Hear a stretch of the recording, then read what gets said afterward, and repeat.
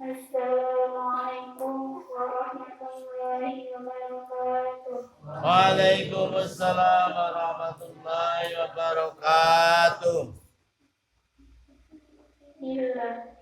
Bila artinya di dalam segala perbuatan dan gerak-gerik lahir maupun batin, dimanapun dan kapan saja, supaya hati kita senantiasa merasa dan beriktikad bahwa yang menciptakan dan menitahkan itu semua adalah Allah Subhanahu wa Ta'ala, Tuhan Maha Pencipta.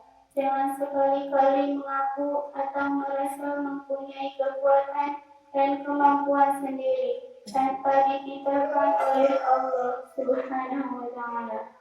Jadi mudahnya hati selalu menerapkan kandungan makna dari La haula wala quwwata illa billah.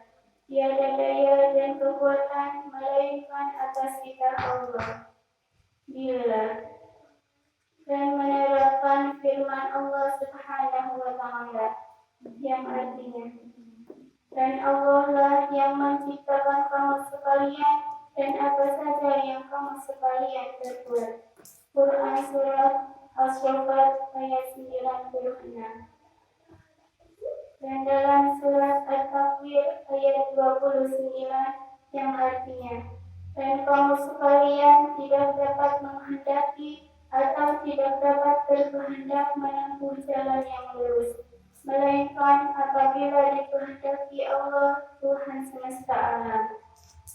Jadi jelasnya di dalam kita melihat, mendengar, merasa, menemukan, bergerak, berdiam, berangan-angan, berpikir, dan sebagainya, supaya hati selalu sadar dan merasa bahwa yang menggerakkan, yang menitahkan itu semua adalah Allah Subhanahu wa Ta'ala.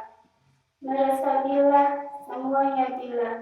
Tidak ada sesuatu yang tidak bila. Ini harus kita rasa di dalam hati. Tidak cukup hanya pengertian dan keyakinan dalam otak, bukan sekedar pengertian ilmiah saja. Kita membaca buku ini, kita memahami buku ini, bila. Buku yang Anda baca ini pun bila. Diri kita pun bila. Mari terus merasa begitu, merasa bila.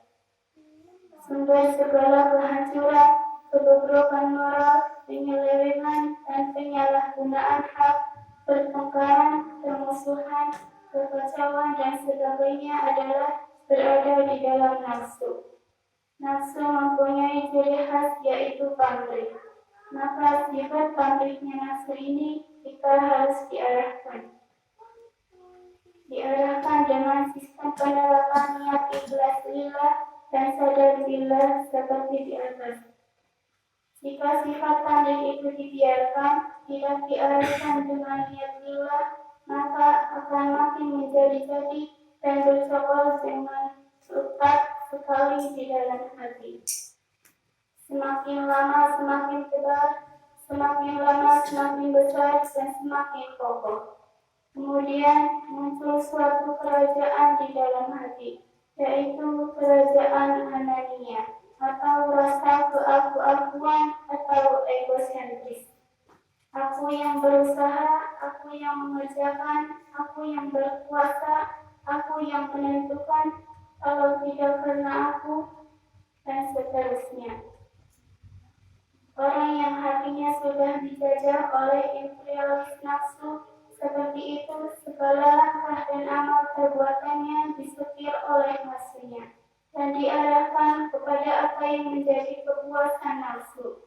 Segala amal, tindakan, dan perbuatannya semata-mata hanya untuk menuruti kemauan nafsunya, tanpa memandang benar atau salah, tidak peduli hak atau batal diterjangnya, tidak peduli sekalipun orang lain menderita. Yang penting puas, itulah sifat nafsu. Serakah, dengki, dan membagi pusat.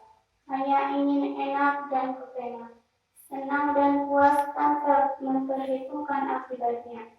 Padahal akibatnya pasti menjerumuskan kepada kehancuran. kebinasaan dan kesengsaraan sebab tidak mengikuti tuntunan Allah, Maha Pencipta, Maha Kuasa, bahkan tidak mau tahu kepada Tuhannya. Pada umumnya, setelah mengalami kesengsaraan dan kehancuran, baru merasa bahwa telah diombang-ambingkan oleh nafsunya sendiri dan tidak terus-menerus mendapat pertolongan Allah. Barulah dia menyadari dan menginsafi dosa perbuatan dan tindakannya. Kemudian baru mau prihatin dan bertaubat. Akan tetapi, jika tidak memperoleh pertolongan dari Allah, dia akan makin terus berlarut-larut di dalam kesengsaraan dan kegelapan, penyesalan yang merongrong jiwanya. Penyesalan dunia masih ada kesempatan untuk memperbaiki. Masih ada harapan bisa tertolong. Akan tetapi penyesalan di akhirat sudah tidak berarti lagi. Tidak ada kesempatan untuk memperbaiki. Pintu taubat sudah tutup. Sudah terlambat. Tidak merasakan kepedihan. Tinggal merasakan kepedihan sisa yang dahsyat buat selama-lamanya. Oleh karena